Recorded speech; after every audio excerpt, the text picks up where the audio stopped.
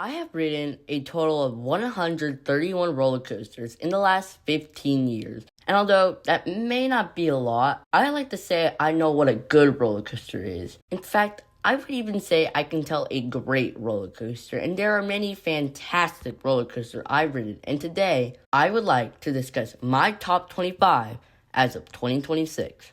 It took a while to get this list as I'm always changing my ranking, and even if I switch this list like 6 or 7 more times. Okay, I'm done now. I don't think I would be satisfied still. So, this is my list as of right now, starting with number 25, Dominator at King's Dominion.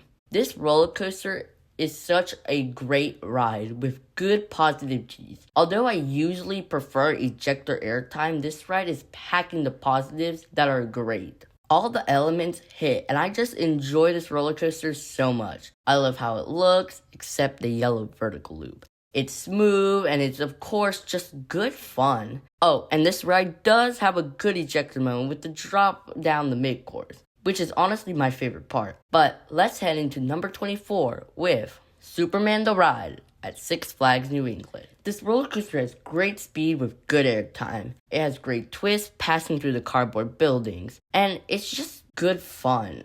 Honestly, I don't have much to say other than I actually don't dislike the restraints like others. Anyway, number 23 goes to Flight Deck at California's Great America. I grew up going to Great America, so I always remember driving up, seeing the Great America, and sounding that amazing red B&M track. The unfortunate thing is I never reached the height to get on Flight Deck while I lived in San Francisco, and had to wait 5 years later when I would return and finally get back on this incredible invert. This roller coaster has such intense positives. I love B&M invert, and this invert lives in my heart with the intensity of the vertical loop, zero G roll, and the amazing helix over the water. I love this invert so much, and I hope to get on it before CGA is gone forever. But another coaster close to home is Thunder Striker at Carowinds. Finally, a roller coaster at my home park appears, even though we are literally 3 into the list. Anyway, I will say that my love and appreciation for Thunder Striker has grown throughout 2025. Beginning of 2025, I would tell you that Thunder Striker is kind of boring, and I actually prefer Nighthawk more. Now I would say that although it isn't the best B&M Hyper, it's still good fun that I love getting multiple rides on in the background. It's great and has good floater airtime, but I still would prefer to get on Nitro at Six Flags Great Adventure. Now this roller coaster has fantastic airtime. Every single hill hits, which I can't really say about Thunder Striker. From beginning to end, this roller coaster never stops and has fantastic elements, with the double upwards helix being my favorite moment of the ride. It has so many positives, I gray out during this moment. Nitro's such a great hypercoaster, but it's not my favorite B&M Hyper. You'll see soon, but let's continue with number 20, Afterburn at Carowinds. If you love intensity, then you will love Afterburn because, oh my god, this thing never stops. From the great zero G roll, the amazing Batwing, and the wholly intense corkscrew, this thing never lets down, which is why this is my favorite B&M invert. I love that this thing never slows down and just rips through the corpse, and it's at my home park, and I get on it every single visit. Now, a controversial take maybe with number 19, Rapterra at King's Dominion. A lot of people have issues with the shake that Rapterra and new B&M coasters have, but although it has this issue, sitting in the front row in an inside seat, this ride is incredible. That launch just throws you out. Extremely punchy with good elements. That wing overturn is amazing, and just riding this roller coaster brings me to the roots of joy. I love this roller coaster so much with its elements, all while being in the wing position, which I love. This roller coaster is amazing, and if you can't see that, you're just a bum. Just joking, but something I'm not joking about is number 18. Mystic Timbers at Kings Island. When I first got on Mystic Timbers, I was disappointed. But after more rides of Mystic Timbers, I've gained some love for this ride. It has great airtime, and it's even smoother than the last roller coaster I just talked about, and it has an okay theme. Yeah, the shed ain't doing it for me, but this roller coaster is fast-paced, great airtime, and it's a good time. But A roller coaster that does have amazing theming is number 17, Copperhead Strike at Carowinds. This ride helped me realize that I love hang time. Going through that JoJo roll, it has so much hang time, and it may even be my favorite moment of the ride. The vertical loop is perfected for hang time, and the cutback is just so bizarre. This roller coaster has so many good twists, airtime moments, but it has garbage launches. It makes up with that with the amazing theming throughout the ride. This ride is so great that if you want to head deeper into that,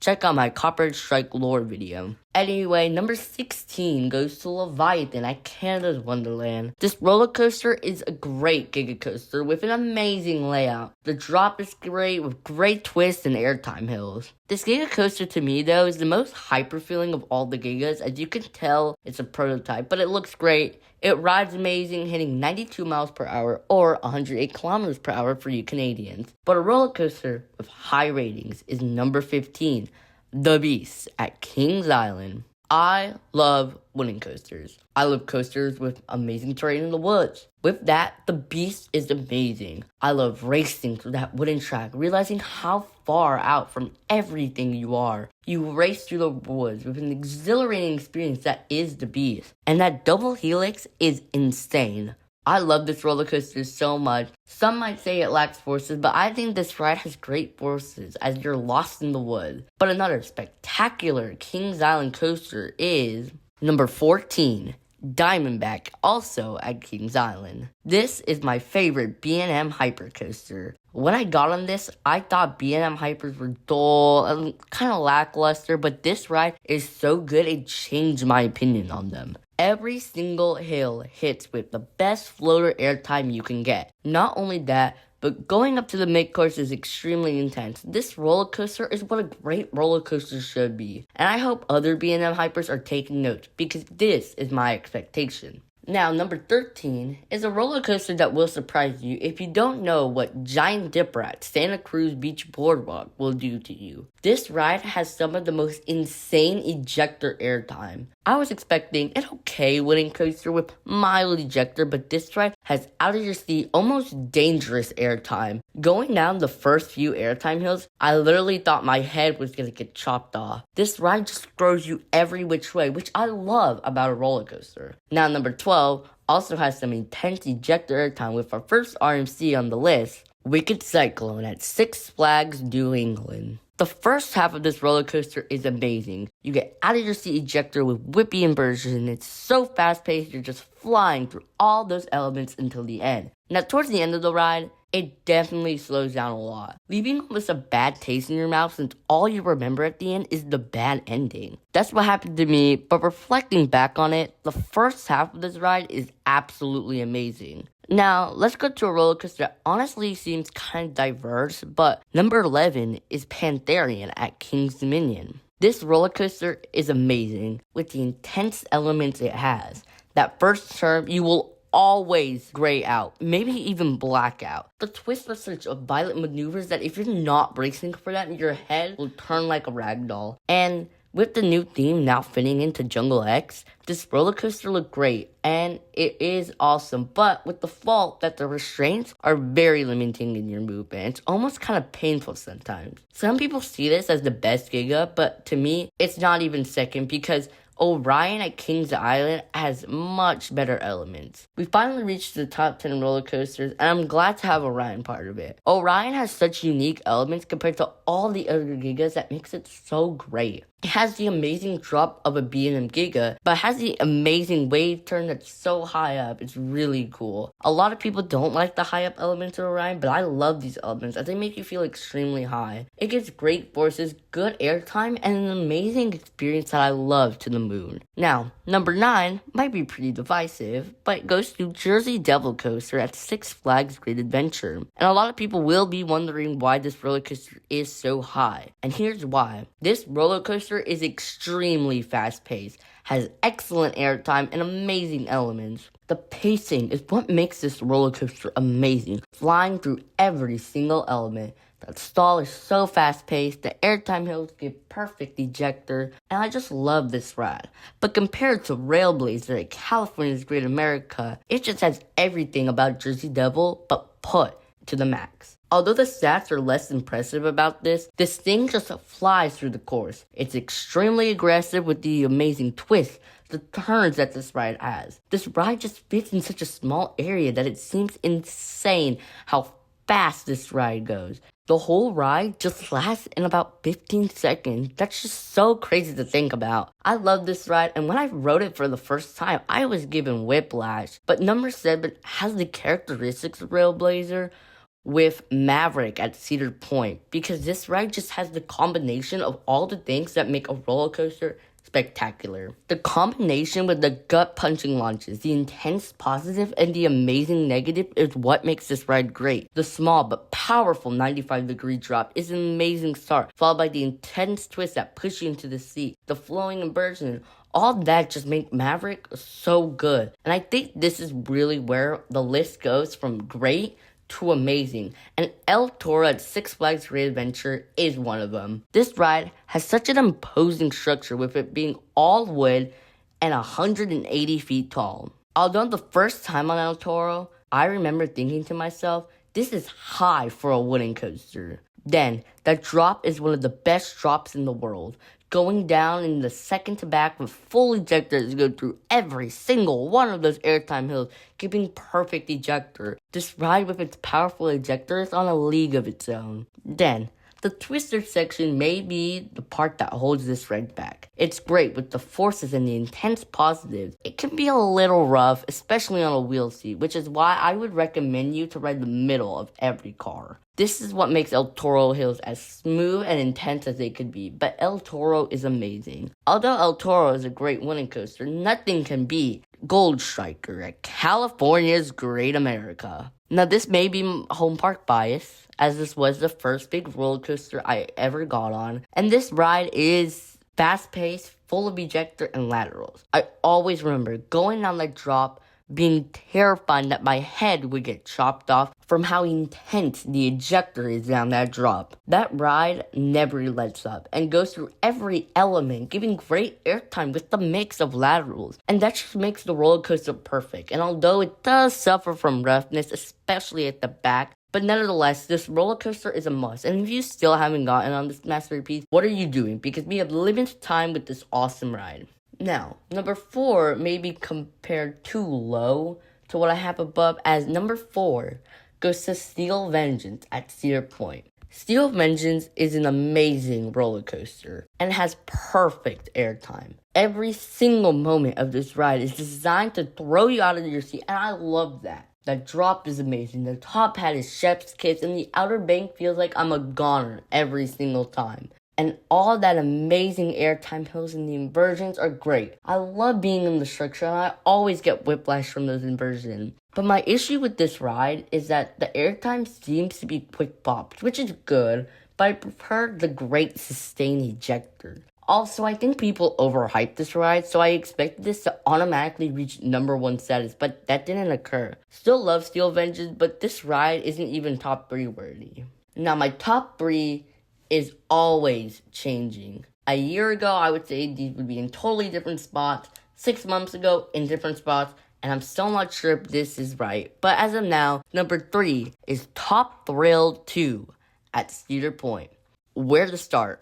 How about the amazing anticipation of that first launch, which is nothing spectacular. But then you hit the 100 mile per hour backwards launch as you fly through that launcher. And you hit up the 420-foot spike, looking down at the midway, or if you're like me, looking behind you up to the sky. Coming down that spike, full speed, going up to that top hat, you twist so slowly, and then at the top, you could see all of Cedar Point. I remember certain rides where you couldn't even see the park, since all the clouds up there. And then, going down that spiral, and boom, you're at the bottom. This ride is just amazing. When having not a lot of elements, but every one of those elements are perfected. I love this ride, and I think on my head every time I get on it, the Ready to Go remix, it just makes this ride perfect. Now, number 2 might be high for some, but number 2 goes to Fury 325 at Carowinds. Fury 325 is the roller coaster that made me an enthusiast.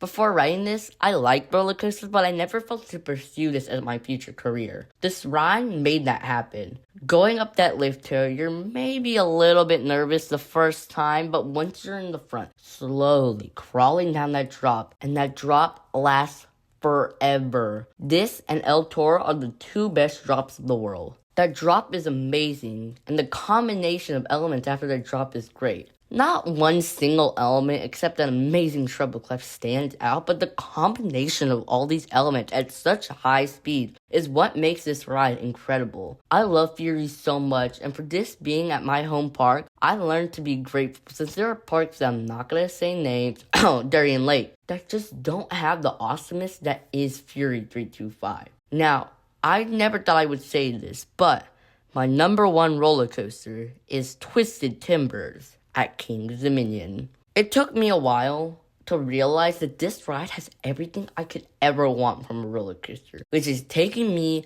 like a rag doll. I love when roller coasters throw everything it has at me, even if I get some in pain, but that's why I love Twisted Timbers. Every single airtime hill hits with full ejector, and that trick track double up followed by the outer bank is what I believe to be the most powerful airtime in the world. During that time, I can't even control where my body is. I love this ride so much, and I can finally say that Twisted Timbers is my number one roller coaster. So that's my top 25 roller coasters of 2026. That was kind of hard to rank because I didn't know where I was going to put them. And even while I was making the script, I was still changing it. I love roller coasters, and the ones on this list, I'm always thinking about getting back on them. I'm counting the days until King's Dominion opens to get back on Twisted Timbers. But anyways, I kind of want to hear your takes on my top 25 and hear about your top 25. Am I right? Am I wrong? I think I'm right, but some people will definitely say I'm wrong, especially with Steel Vengeance only being at 4 and me preferring Twisted Timbers. Anyway, thank you so much for watching, and keep chilling with the Coaster Dude. If